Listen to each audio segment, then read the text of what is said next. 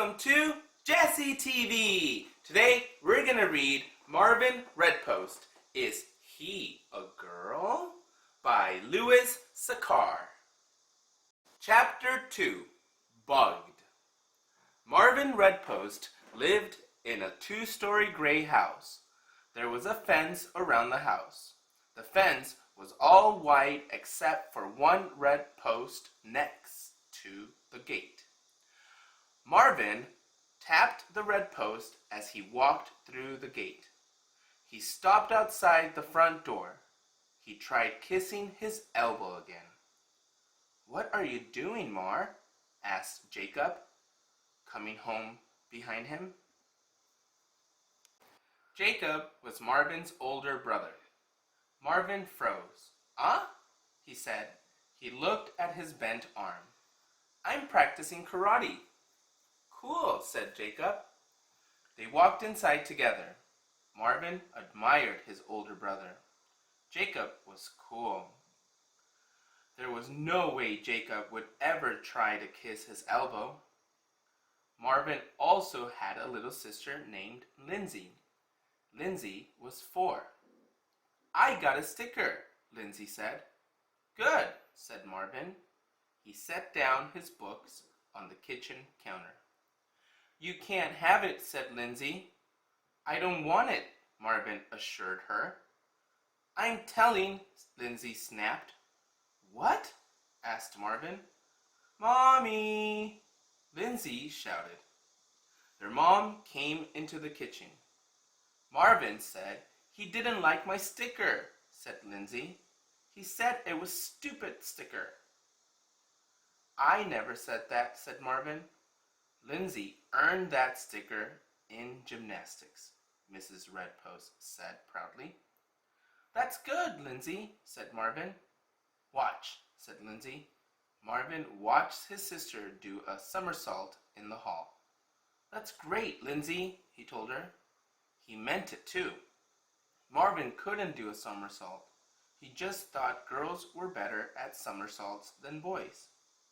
Just before going to bed, Marvin tried to kiss his elbow one more time. He'd been trying all evening between homework problems, before and after he brushed his teeth while feeding General Jackson. General Jackson was his pet lizard. The general lived in a glass cage next to Marvin's desk. "This is stupid," Marvin told General Jackson. "Even if I could kiss my elbow, nothing would happen." General Jackson stuck out his tongue. Marvin was wearing Ninja Turtle pajamas. He liked being a boy. He was glad he was a boy. Girls were stupid and weird. One thing was for sure. He did not want to turn into a girl. At least, not forever. Maybe it would be okay for a few minutes, just to see what it was like. But you couldn't turn into a girl just by kissing your elbow, he thought. That was stupid. Casey Appleton was stupid. Why would anyone want to turn into a girl if girls were always saying stupid things like that? He tried kissing his elbow again. It just bugged him that he couldn't do it. It was 12 o'clock midnight. Marvin lay asleep, all twisted and tangled in his sheets. He was hugging his pillow. A full moon shone through the window. He rolled over. Then he flopped back the other way. As he rolled and flopped around his bed, he got more and more tangled in his sheets. Then, still hugging his pillow, he rolled right off the edge of the bed. But he never hit the floor. He was so tangled that the sheets held him up. "Huh?" he said. He found himself hanging upside down, all wrapped up like a mummy. He tried to get back on the bed. He pulled the sheet. Suddenly, his elbow was jerked almost to his mouth. Then it bounced back. hugged the sheet again. Again, his elbow jerked to his mouth. He pulled, then he kept on pulling, harder and harder. His elbow moved closer and closer. It felt like his arm was breaking. He stretched it out, his lips. It felt like his shoulder was about to pop out. He gave it a hard yank. The sheet pulled out from under the mattress. He fell to the floor. But as his head hit the carpet, he kissed himself on the elbow. Dun dun dun! Chapter 3. Marvin wears a dress. Marvin got up. He checked himself over. He was still a boy. Of course, he was still a boy. He couldn't wait to tell Casey. That would prove once and for all she was weird. He climbed back into bed. No, he couldn't tell Casey. He realized. Then she'd think he was weird for kissing his elbow. But he had done it. That was the main thing. There's nothing Marvin Redpost can't do, he thought. He went right to sleep.